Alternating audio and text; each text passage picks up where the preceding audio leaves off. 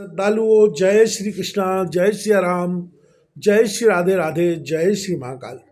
इस वीडियो में आपको श्रवण कराएंगे सावित्री देवी की पूजा स्तुति का विधान।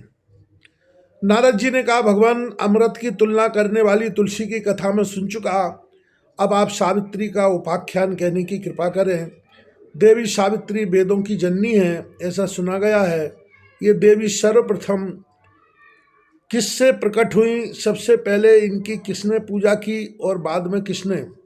भगवान नारायण कहते, मुने सर्वप्रथम ब्रह्मा जी ने वेद जननी सावित्री की पूजा की, तत्पश्चात ये देवताओं से सुपूजित हुई, तदनंतर विद्वानों ने इनका पूजन किया।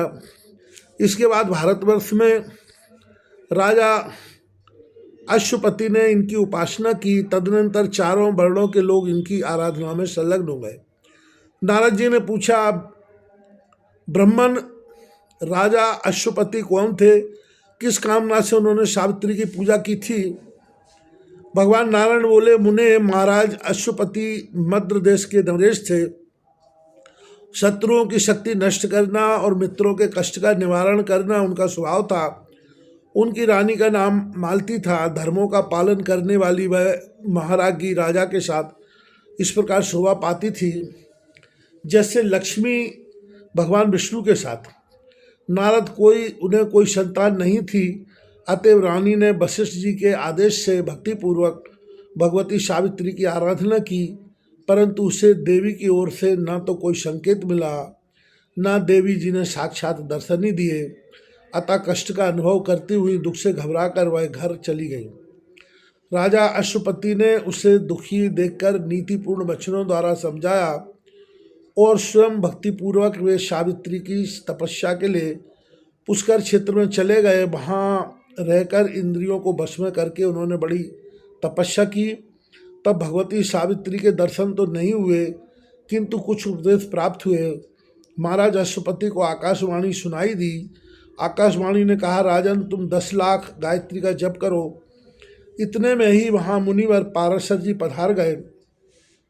राजा ने मुनि को प्रणाम किया। मुनि राजा से कहने लगे, मुनि ने कहा, राजन गायत्री का एक बार का जप दिन के पाप को नष्ट कर देता है। 10 जप करने से दिन और रात के संपूर्ण पाप नष्ट हो जाते हैं। 100 बार जप करने से महीनों का उपार्जित पाप नहीं ठहर सकता। 1000 के जप से वर्षों के पाप भस्म हो जाते हैं। गायत्री के 1 लाख जप में इस जन्म के तथा 10 लाख जप में अन्य जन्मों के ही पापों को नष्ट करने की अमोघ शक्ति है। 1 करोड़ जप करने पर संपूर्ण जन्मों के पाप नष्ट हो जाते हैं। 10 करोड़ गायत्री जप विप्रों को मुक्त कर देता है। विप्र को चाहिए कि पूर्वाभिमुख बैठकर हाथ को सर्प के फण के समान कर ले, अंगुली के पर्व से क्रमशः नीचे से ऊपर गिनते हुए जप करे। यही करमाला का जप है। राजन मलयागिरी चंदन के बीज की अथवा स्फटिक मणि की पवित्र माला होनी चाहिए। इन्हीं वस्तुओं की माला बनवाकर तीर्थ में अथवा किसी देवता के समक्ष जप करे। पीपल अथवा कमल के पत्र पर संयम पूर्वक माला को रखकर गौरवचल से अनुलिप्त करे। फिर गायत्री जप करके विद्वान पुरुष माला को स्नान करावे। फिर उसी माला पर विधि पूर्वक गायत्री के 100 मंत्रों का जप करना चाहिए अथवा पंचगव्य या गंगा जल से स्नान कराकर शुद्ध की हुई माला से भी जप किया जा सकता है। राजर्षि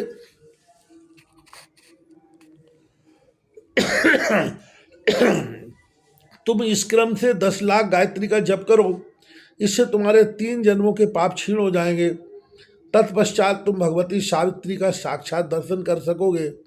राजन तुम प्रतिदिन मध्याह्न, सायं एवं प्रातःकाल की संध्या पवित्र होकर निरंतर जप करना, क्योंकि संध्या न करने वाला अपवित्र व्यक्ति संपूर्ण कर्मों के लिए सदा अनधिकारी हो जाता है।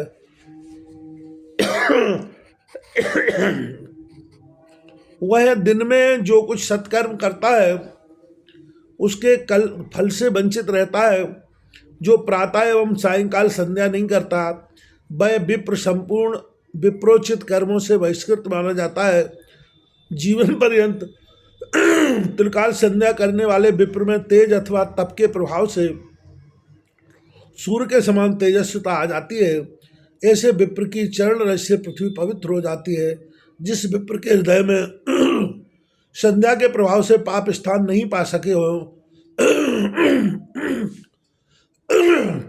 वह तेजस्वी विप्र जीवन मुक्ति है। उसके स्पर्श मात्र से संपूर्ण तीर्थ पवित्र हो जाते हैं। पाप उसे छोड़कर वैसे ही भाग छूटते हैं जैसे गरुड़ को देखकर सर्पों में भगदड़ मच जाती है। त्रिकाल संध्या न करने वाले दुज के दिए हुए पिंड और तर्पण को उसके पितर इच्छापूर्वक ग्रहण नहीं करते तथा देवगण भी स्वतंत्रता से उसे लेना नहीं चाहते। मुने इस प्रकार कहकर मुनिवर पाराशर ने राजा अश्वपति को सावित्री की पूजा के संपूर्ण विधान तथा ध्यान आदि अनिश्चित प्रयोग बतला दिए। उन महाराज को उपदेश देकर मुनिवर अपने स्थान को चले गए। फिर राजा ने सावित्री की उपासना की। उन्हें उनके दर्शन प्राप्त हुए और अभीष्ट वर भी प्राप्त हो गया। नारद ने पूछा, भगवान मुनिवर पाराशर ने सावित्री के किस ध्यान, किस पूजा विधान, किस स्तोत्र और किस मंत्र का उपदेश दिया था तथा राजा ने किस विधि से श्रुतजननी सावित्री की पूजा करके किस वर को प्राप्त किया, किस विधान से भगवती उनसे सुपूजित हुई, मैं भी ये सभी प्रसंग सुनना चाहता हूँ। सावित्री श्रेष्ठ महिमा अत्यंत रहस्यमयी है, कृपया मुझे सुनाइए। भगवान नारायण कहते हैं, नारद, ज्येष्ठ कृष्ण त्रयोदशी के दिन संयम पूर्वक रहकर चतुर्दशी के दिन व्रत करके शुद्ध समय में भक्ति के साथ भगवती सावित्री की पूजा करनी चाहिए। यह 14 वर्ष का व्रत है। इसमें 14 फल और 14 नैवेद्य अर्पण किए जाते हैं। पुष्प एवं धूप तथा यज्ञोपवीत आदि से विधि पूर्वक पूजन करके नैवेद्य अर्पण करने का विधान है। एक मंगल कलश स्थापित करके उस पर पल्लव रख दे।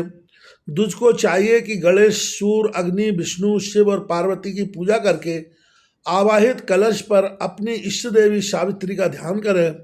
देवी सावित्री का ध्यान सुनो। माध्यान्ही शाखा में इसका प्रतिपादन हुआ है। स्तोत्र, पूजा विधान तथा समस्त कामप्रद मंत्र भी बतलाता हूँ। ध्यान यह है, भगवती सावित्री का वर्ण तपाए हुए स्वर्ण के समान है। वे सदा ब्रह्म तेज से देदीप्यमान रहती हैं। इनकी प्रभा ऐसी है मानो ग्रीष्म ऋतु के मध्याह्न कालिक सहस्त्रों सूर्य हों। इनके मुख पर मुस्कान छाई रहती है। रत्नमय भूषण इन्हें अलंकित किए हुए हैं। 2 विशुद्ध चिन्मय वस्त्रों को इन्होंने धारण कर रखा है। भक्तों पर कृपा करने के लिए ही ये साकार रूप से प्रकट हुई हैं। जगत दाता प्रभु की इन प्राण प्रिया को सुखदा, मुक्तिदा, शांता, सर्व संपत स्वरूपा तथा सर्व संपत प्रदात्री कहते हैं। ये वेद की अधिष्ठात्री देवी हैं। वेद शास्त्र इनके स्वरूप हैं। मैं ऐसी वेद बीज स्वरूपा वेद माता भगवती सावित्री की उपासना करता हूँ। इस प्रकार ध्यान करके नैवेद्य अर्पण करें। फिर श्रद्धा के साथ कलश के ऊपर भगवती सावित्री का आह्वान करें। वेदोक्त मंत्रों का उच्चारण करते हुए 16 प्रकार के उपचारों से भगवती की पूजा करें। विधि पूर्वक पूजा और स्तुति संपन्न हो जाने पर देवेश्वरी सावित्री को प्रणाम करें। आसन, पाद्य, अर्ध, स्नान, अनुलेपन, धूप, दीप, नैवेद्य, तांबूल, शीतल जल, वस्त्र, भूषण, माला, चंदन, आचमन और मनोहर सैया, यह देने योग्य 16 उपचार है। आसन का मंत्र यह है, देवी यह आसन उत्तम काष्ठ अथवा सुवर्ण निर्मित है। देवताओं के वास करने योग्य यह पुण्यप्रद आसन आपके लिए अर्पण किया गया है। पाद्य देवी, यह तीर्थ का पवित्र जल पाद्य के रूप में मैंने आपको समर्पण किया है। प्रीति उत्पन्न करने वाला यह पाद्य पूजा का एक प्रधान अंग माना जाता है। अर्ध देवी, दूब, फूल, तुलसी तथा शंख के जल से इस अर्ध को सजाया गया है। ऐसा पवित्र एवं पुण्यप्रद अर्ध मेरे द्वारा आपके लिए निवेदित है। स्नान देवी, चंदन मिलाकर इस जल को सुगंधित किया गया है तथा साथ ही सुगंध प्रकट करने वाला यह तेल भी है। स्नान करने योग्य इस जल को भक्तिपूर्वक मैंने आपके सामने अर्पण किया है, इसे स्वीकार करें। अनुलेपन अंबिके जो सुगंधित वस्तुओं से बना है जिससे गंध फैल रही है तथा चंदन के जल से जो गीला किया गया है, ऐसा यह प्रीति बढ़ाने वाला पवित्र अनुलेपन मैंने भक्तिपूर्वक आपके सामने निवेदित किया है, स्वीकार करें।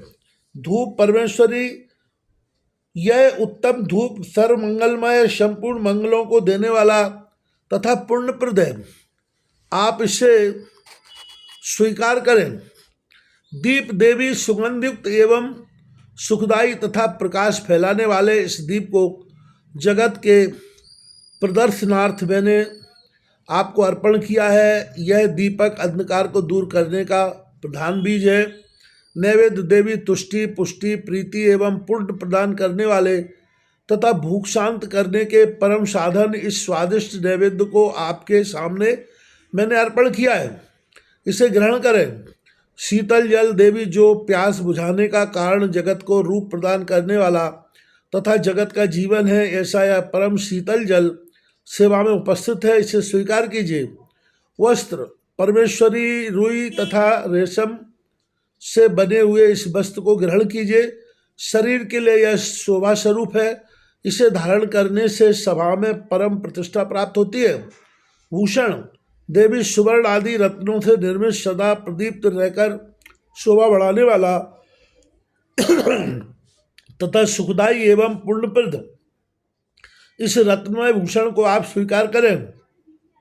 फल अनेक वृक्षों से उत्पन्न विविध रूप वाले फलस्वरूप तथा फल प्रदान करने में साधन इस फल को ग्रहण कीजिए।